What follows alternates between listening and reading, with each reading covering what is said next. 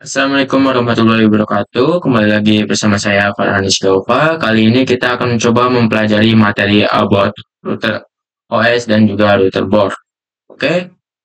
Di sini juga kita mempelajari router board, router OS dan juga router board, yaitu di sini tuh ada yang pertama router OS features, lalu router board name, lalu router board type dan juga arsitektur router board.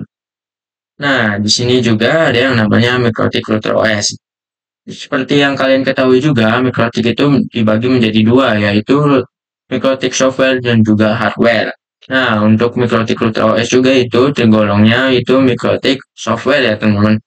Nah, di MikroTik router OS juga itu berbasisnya OS, oke? Lalu di router OS juga ataupun MikroTik router OS juga itu bisa diinstal di PC ataupun virtual machine atau bisa dibilang itu VM. Nah, untuk aplikasinya itu seperti VirtualBox, VMware, dan lain-lain. Nah, untuk yang ketiga ini, standalone operation system berbasis Linux versi 3.3.5 kernel. Dan juga yang terakhir itu sistem operasi yang digunakan oleh MikroTik router board. Nah, untuk contohnya itu seperti ini, teman. Ini adalah MikroTik software. Oke, kita akan coba mengasih contoh untuk mikrotiknya. Di sini kita langsung saja. Di sini kita cari yang namanya mikrotik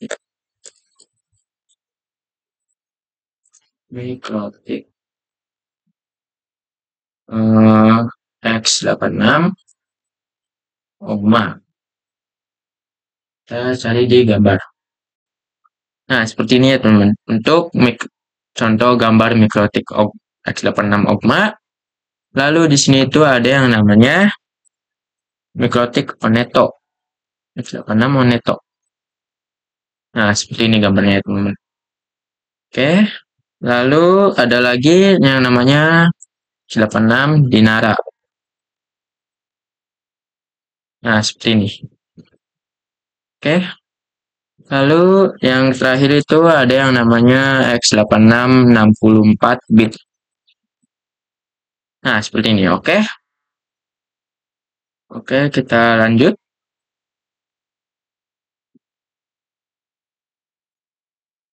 Nah, di sini juga MikroTik router board. Nah, untuk MikroTik router board juga itu berbasis hardware ya teman-teman. Untuk build-nya itu hardware dibuat untuk menjalankan sistem operasi OS, lalu segala fitur bisa terdapat pada suatu perangkat ataupun dapat diperuntukkan khusus sesuai kategori. Jadi maksudnya ini yang ketiga ini, semisal kita mengkonfigurasi router ini, itu tidak boleh salah. Jika salah itu maka tidak bisa dikonfigurasi ulang ataupun bisa dibilang itu langsung ganti ya teman-teman. Jika kalian salah itu sudah fatal ya teman-teman. Jadi tidak bisa berbuat apa-apa lagi. Oke, yang terakhir itu ada yang namanya tersedia dari low end sampai dengan high end router. Oke, di sini kita akan coba melihat contohnya. Ya, di sini itu cari MikroTik wireless. Wireless MikroTik kan coba. Wireless MikroTik. Bentar, salah. Wireless MikroTik. Nah, seperti ini. Jadi itu bisa dibilang itu terbagi dua ya teman-teman. Dan juga semisal salah konfigurasi itu maka akan sangatlah fatal. Oke, lanjut. Nah, di sini juga ada yang namanya router Vitus.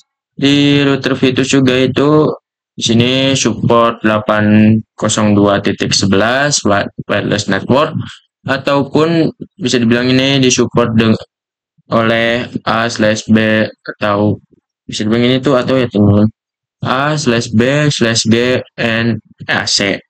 Terus ada yang namanya routing. Routing itu kayak di sini itu ada RIP, OSPF, BGP, tapping, OSPF V3. Lalu ada wireless. Nah, di wireless ini ataupun bisa dibilang ini itu adalah pengamanan ataupun bisa dibilang itu buat keamanan ya teman-teman. Dan NAT itu adalah ini apa tuh dari IP public ke IP privat. Bisa dibilang gitu ya teman-teman. Terus ada cost ataupun bandwidth management, terus point to point tunneling ataupun di sini itu ada PPTP, PPOE, ESTP, Open VPN. Terus ada user management seperti DHCP ataupun bisa dibilang ini dari IP sananya teman-teman. Terus proxy, hotspot dan lain-lain. Terus ada tool ataupun bisa dibilang itu bandwidth test. Nah, untuk di support ini juga itu dibagi menjadi dua ya teman-teman. Ada yang namanya outdoor dan juga indoor. Saya akan coba ngasih tahu di sini. Nah, di sini itu kita cari yang indoornya yaitu Cup Wireless. Cup Wireless. Wireless. Nah, di sini itu kita lihat gambarnya. Nah, seperti ini teman-teman untuk gambarnya. Lalu yang outdoor itu ada yang namanya ini apa tuh SFT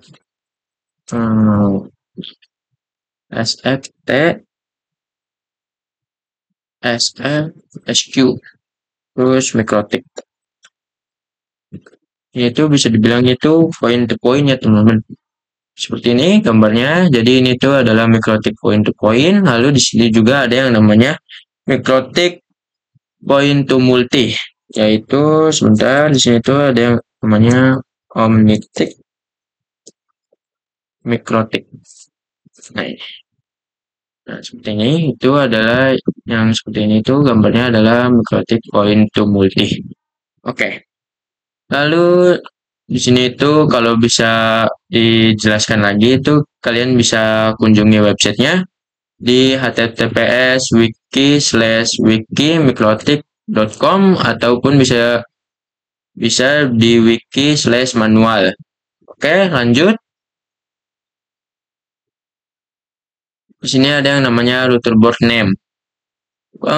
Pengkategorian nama pada perangkat router board MikroTik berdasarkan 3 kategori.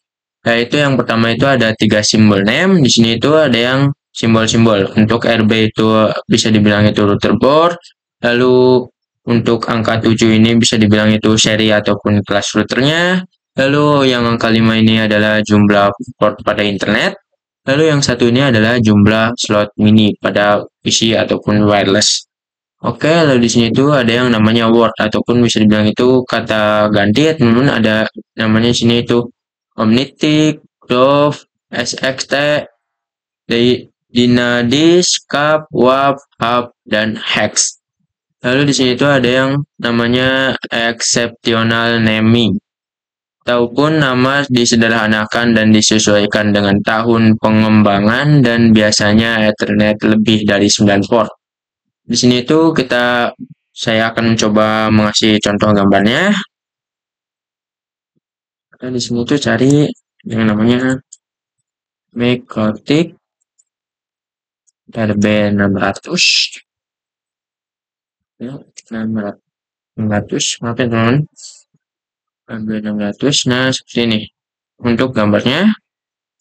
Lalu ada yang namanya MikroTik RB800. RB800. Dan seperti ini. Salah teman-teman di sini. Kita kurang 800. Nah, seperti ini. Lalu ada yang namanya MikroTik RB1100. 1100. Nah, seperti ini. Untuk gambarnya, oke. Lanjut. Nah, di sini itu kita ada yang namanya router board tipe. Di sini itu ada kode-kodenya, yaitu untuk kode RB itu router board, untuk 9 itu 900 series, 5 itu Ethernet, 2 itu wireless. Untuk kode UI itu bisa dibilang itu fitur board. Terus ada 5AC2ND itu ada yang namanya fitur wireless, lalu TC itu adalah jenis casing. Di sini juga untuk kode U itu support port USB, lalu A untuk memori lebih tinggi dan lisensi lebih tinggi. Untuk H itu more powerful CPU, lalu G itu support gigabyte. Untuk 52 itu dual band, lalu untuk 2 itu support frekuensi 2.4 Hz, lalu 5 itu support frekuensi 5 Hz, lalu TC itu tower vertical cache, lalu yang terakhir itu ada yang namanya support frekuensi SPF, SPF ya teman, SFP, atau bisa mengunjungi situs ini, sebentar, untuk yang https wiki manual. Oke, yang terakhir itu ada yang namanya arsitektur router board. Untuk yang pertama ini arsitektur router board dibedakan berdasarkan jenis dan cara kinerja prosesornya. Jadi untuk setiap prosesor ataupun jenis-jenis router board itu sangatlah berbeda. Di sini itu ada contohnya yaitu MIPSBE, satu SMIPS, lalu TILE, terus PPC, ARM, X86, MIPSLE, lalu MMIPS. Oke, yang kedua itu ada yang namanya software atau OS untuk setiap arsitektur berbeda. Jadi semua software ataupun OS itu arsitekturnya berbeda-beda ya teman-teman. Atau bisa dilihat itu dari di sini ya teman, www.mikrotik.com/download. Itu bisa melihatnya di arsitekturnya lebih lengkapnya teman. Oke, sekian saja untuk materi saya kali ini. Wassalamualaikum warahmatullahi wabarakatuh.